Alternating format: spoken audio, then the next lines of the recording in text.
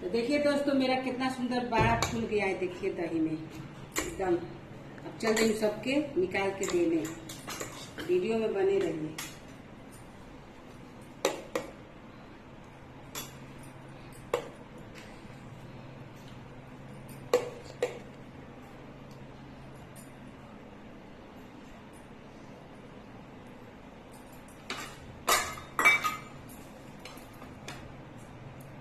छिड़क दे रही हूँ जीरा दोस्तों,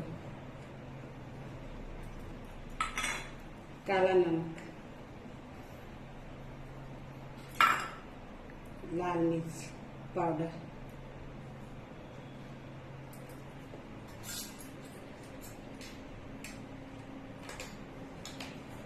लीजिए दोस्तों। आइए, एकदम दही बड़ा तैयार है, खा लीजिए।